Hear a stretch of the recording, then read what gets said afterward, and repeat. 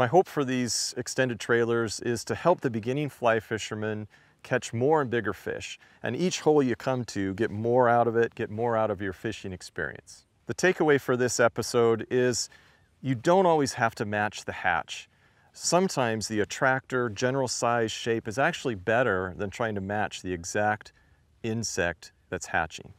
We're on our way up to a little creek in Montana today. We've been fishing in further east in Montana, near the Bozeman area, heading home, and we thought, hey, let's get one more day in. We stopped along this place and had an excellent day of fishing. Ladies and gentlemen, we are here in a beautiful stream in Montana. Caught a great September day, hoping to catch some nice cutthroat. Stick around, I think it'll be a great show.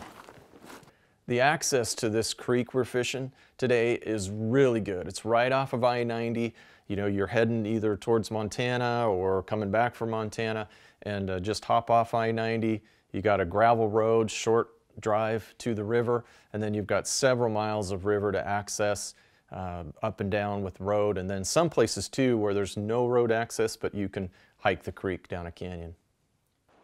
Wow, this is a beautiful hole. Yeah, it is. Can't ask for much better than this. Yeah, for sure. Well, what do you think? This hole we came to was easy to tell it was a good hole. No doubt about the fast water coming in, nice deep pool, and a slow tail out. Well, should we just kind of watch for risers? I saw a little trico fly down below. We watched a bit as we came up to the hole and saw some fish rising. It's a good thing to do just as you approach a hole. Look it over, see if you see anything rising before you get in there and start fishing. I could put that on and give it a try. Yeah, sure. Let's do it. Okay, I'll start right in here maybe, huh? Okay, I'll head on up. Okay. We saw some flies coming off the water, some little size 18 tricos, so I decided to use a purple haze size 18 that had the same shape and size as what we saw coming off. We are fishing for cutthroat trout pretty much today. That's what our target is. Mostly what's in the section of river we're fishing. We understand that there are brown trout in here, particularly down lower. It connects to the Clark Fork River, and there are browns that come up in there to spawn, and some of them stay. So in the lower river, if you hike down the canyon, I think you can get into some browns. But for us today, we're going to be targeting cutthroat trout. Fall to me is one of my favorite times to fish. The weather starts cooling, the fish become active, and a lot of beautiful colors around. Can't beat it.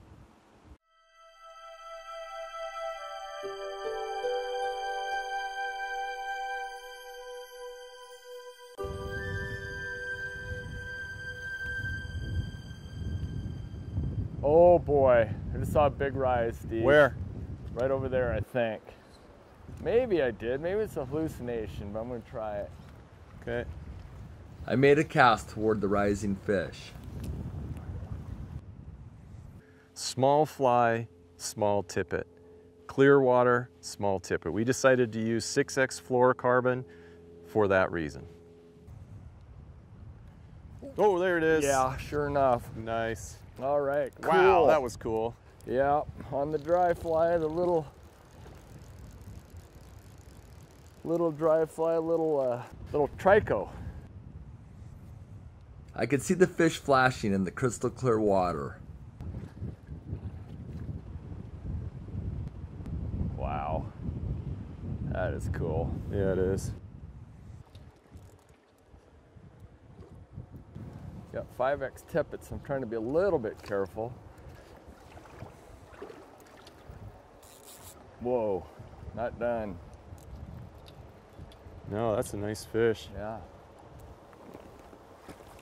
Oh boy. Mm-hmm. Good job. Oh, thank you. Wow, it's a gorgeous cut. Yeah. Wow, gorgeous spots. Gosh, beautiful cut. Oh, it's got a lot of energy left. Awesome. Oh man, that was just awesome. Yeah, Steve caught one earlier on the little dry fly, and you could see that thing coming up from a couple feet. And same with that one. You could just see him coming up to the fly, and you got to be so patient. Unfortunately, I managed to do that and caught that beautiful cutthroat. Good job. Thank you. Fall is a great time to fish tricos, so keep an eye out for them. If you happen to see them, tie one on, just give it a try.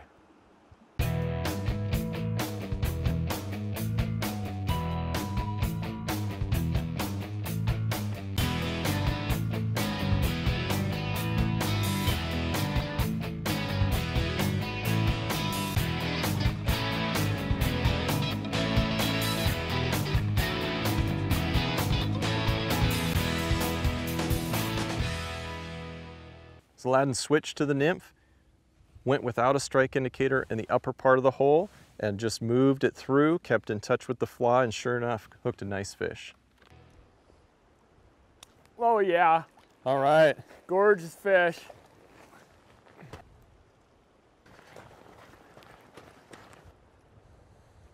I stripped in my line and finally got the fish on the reel. It's a nice one.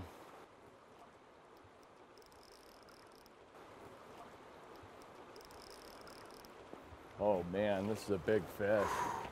Big cut. Whoa. I don't think he's ready yet. No, I thought he was. Getting a little lackadaisical Yeah, there. I was gonna grab the rod right where I wasn't supposed to. Here it comes. Oh boy, that's a beauty. What a beautiful cut. Awesome. It took the, looks maybe the top fly. Yeah, pheasant tail probably. Oh boy, man alive. Yeah. What a beautiful fish. No doubt. Yeah. That was really cool. There's a nice deep slot up against this cliff here, and I was just casting out and just letting it drift through there, and that fish just pounded it, and it was awesome. The pheasant tail nymph is an awesome fly. We tend to use a little bit bigger ones in the summertime, and when the water gets low and clear in the fall, we usually go a little bit smaller. It's a great fly. We headed upriver to find greener pastures. We found some good-looking water, but we couldn't find any fish, so we returned to our trusty hole.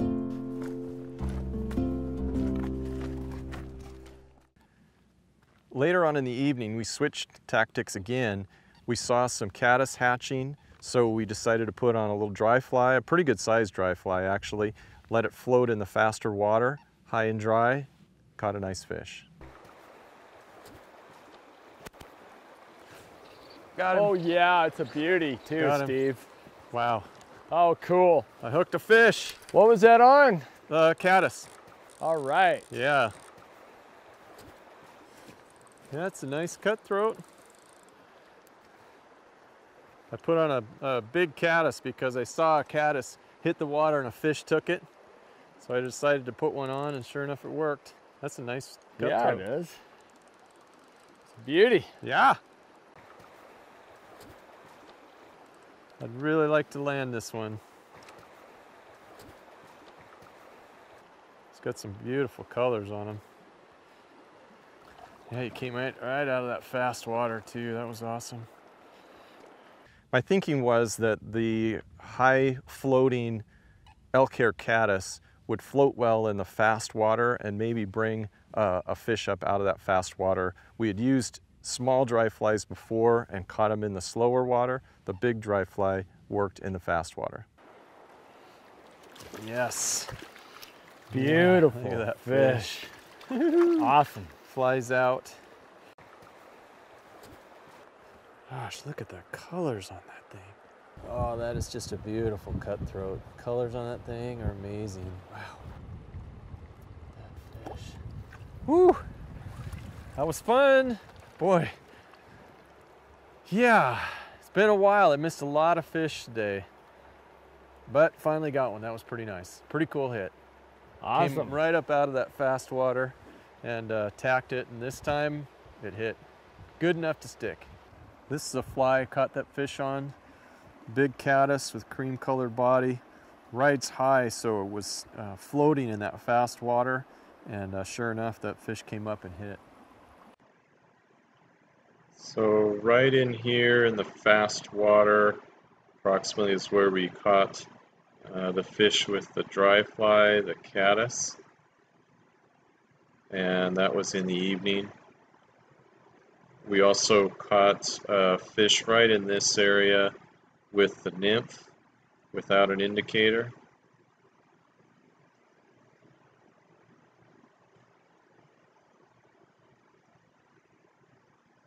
And then really kind of throughout this area, really kind of all the way down into here. Yeah, even below that, but over to here and all the way to the edge, but probably not in the fast water as much. But I think we did catch one right in here. And then we actually did have a fish down in the tail out too on this side. But this area, these areas, we caught with the dry fly, the purple ace, size 18, and really a lot of hits came in this area right in here, just kind of off the main current and a little bit slower, shallower water. I think the fish would come in here from the deeper hiding places and the steeper current, and they would come in and take flies right in here. But that's where we caught the fish. Ladies and gentlemen, we just had a fantastic time fishing this beautiful river here in Montana. Caught some beautiful fish. Please join us next week for more Fishing with Ladin.